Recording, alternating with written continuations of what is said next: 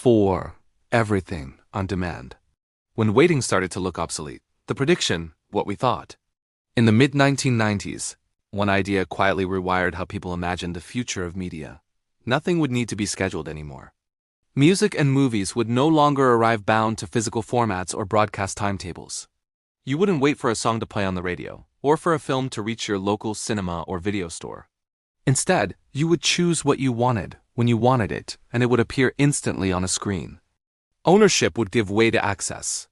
Shelves of CDs and VHS tapes would feel quaint. The future promised a world where entertainment responded to personal desire rather than institutional programming.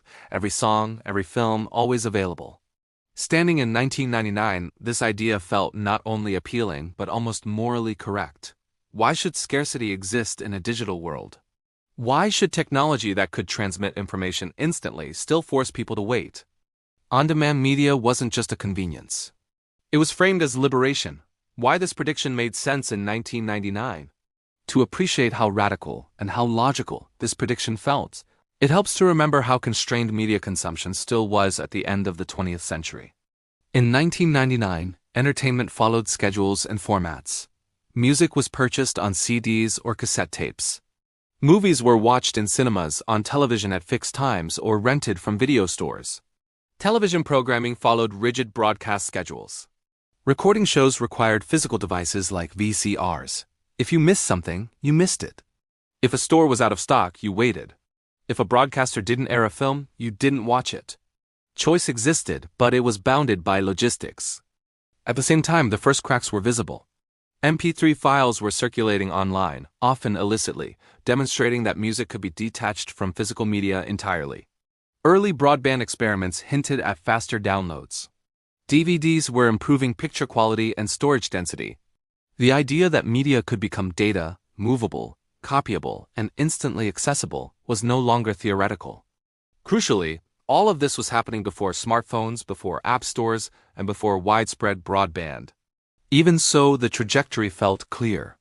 If a song could be downloaded at all, why wouldn't it eventually be streamed? If a movie could be digitized, why wouldn't it be delivered on demand? This belief was reinforced by the broader emotional context of the era. The approach of the new millennium brought with it a sense that inefficiency itself was about to be engineered out of daily life. Waiting was a relic. Friction was temporary. The future was imagined as smooth, responsive, and personalized. On-demand media fit perfectly into that hopeful vision. Who said it, and where?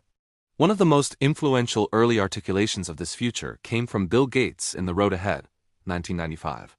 Gates described a world in which high-speed networks would allow users to access music, movies, and other content instantly from centralized servers.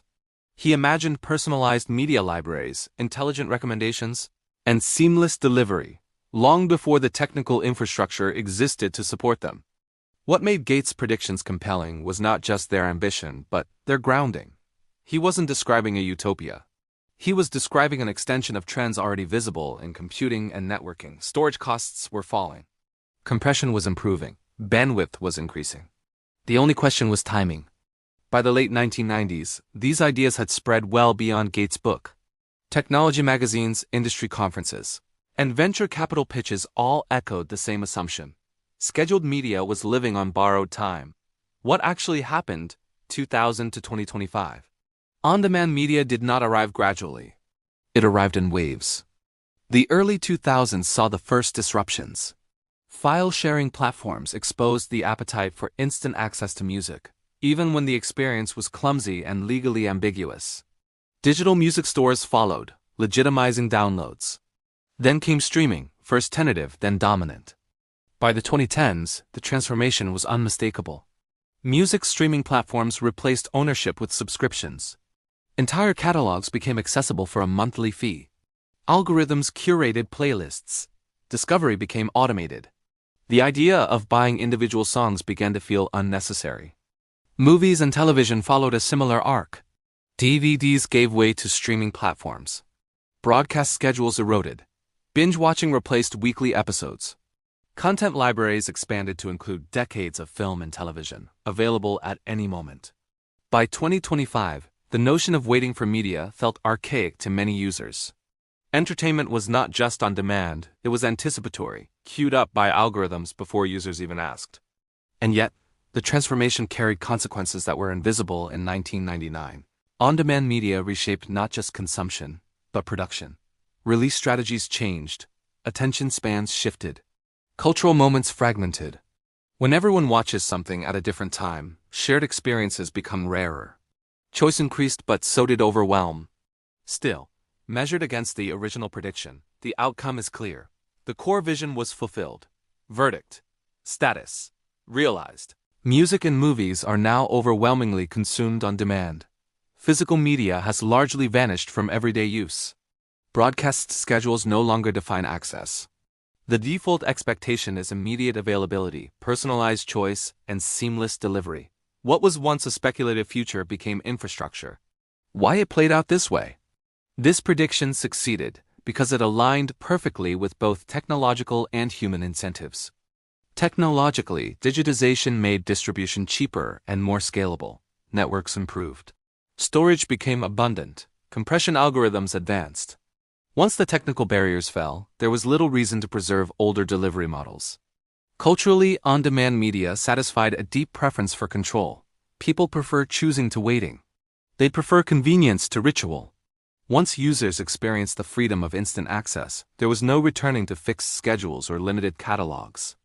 Economically, subscription models proved more predictable and profitable than one-time purchases. Platforms benefited from data, engagement, and recurring revenue.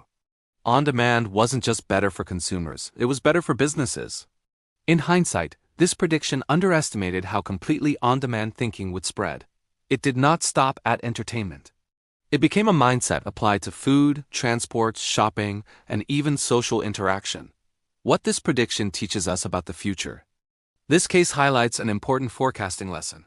When a prediction removes friction rather than adding capability, it tends to arrive faster than expected.